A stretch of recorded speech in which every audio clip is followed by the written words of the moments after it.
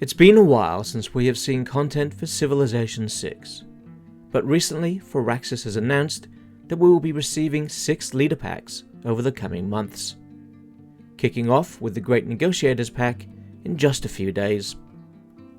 After this, we can look forward to packs focusing on Great Commanders, Rulers of China, Rulers of the Sahara, Great Builders, and Rulers of England. Each of the packs will contain 3 leaders, some of which are new to the franchise, some of which are old favourites, and some which are alternate personas of existing Civ 6 leaders. So let's dive into the packs and see who's coming into the game. First up, as I mentioned, will be the Great Negotiators pack, which will see the return of good old Abe Lincoln, leading the United States.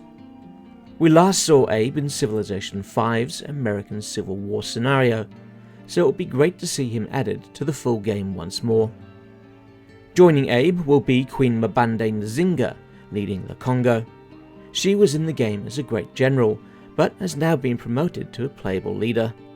This is her first time taking that role in a Civ game, and as Queen of Ambundu Kingdoms and Ndondo, she demonstrated great diplomatic skills and an aptitude for diffusing political crises when she was an ambassador to the Portuguese. The final leader in the pack seems to be an alternate ego for Saladin of Arabia. It will be interesting to see how he differs from the existing version. It seems this first pack will provide a nice mix of old and new, and I look forward to finding out how they play. Pack 2, the Great Commanders pack, will see the addition of Tokugawa of Japan, who we last saw in Civilization 4. I'm very glad to see Japan getting an additional leader. I think they've needed it for quite some time. The Civilization Virgin in the pack will be Nader Sahar, who will be leading Persia. He was the founder of the Afsharid dynasty of Iran and one of the most powerful rulers in Iranian history. Rounding out the pack will be an alternate ego for Suleiman of the Ottoman Empire.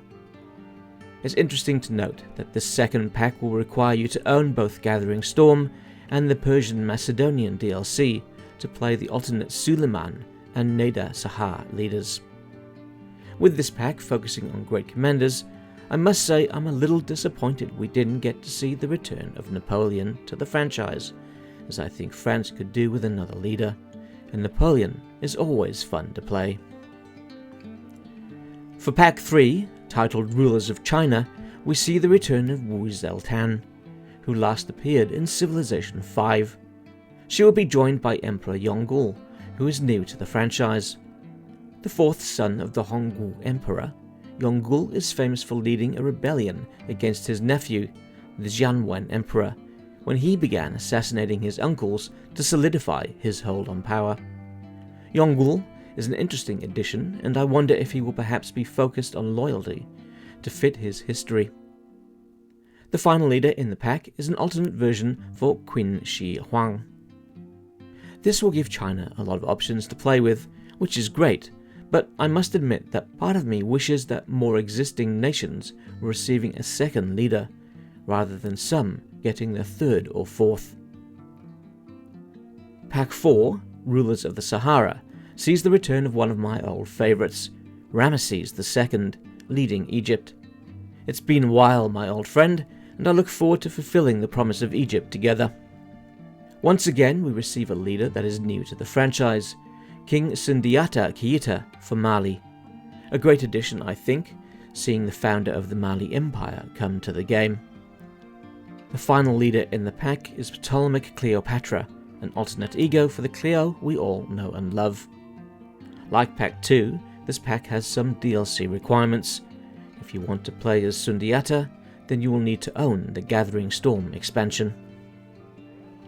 Moving on to Pack 5, the Great Builders pack, we see the return of Sejong of Korea. She last appeared in Civilization 5, where, if I recall, she was a powerhouse of science. Another familiar face is Theodora, representing the Byzantine Empire. Much like Sejong, we last saw Theodora in Civilization 5. Rounding out the pack is a new addition to the franchise, Ludwig II, the King of Bavaria, who was responsible for the commissioning of many great palaces during his reign.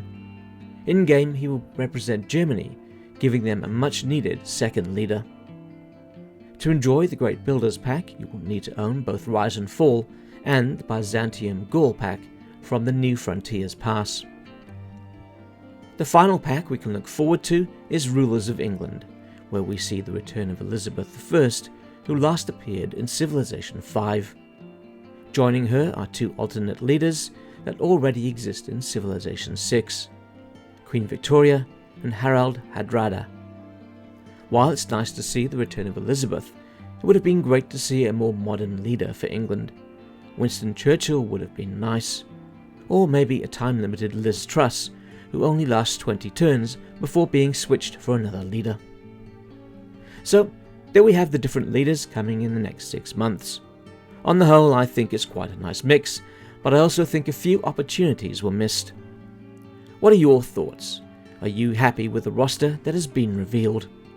Let me know in the comments on the video. I'm Grey Tiger. Thanks for watching, and be sure to subscribe for more gaming content.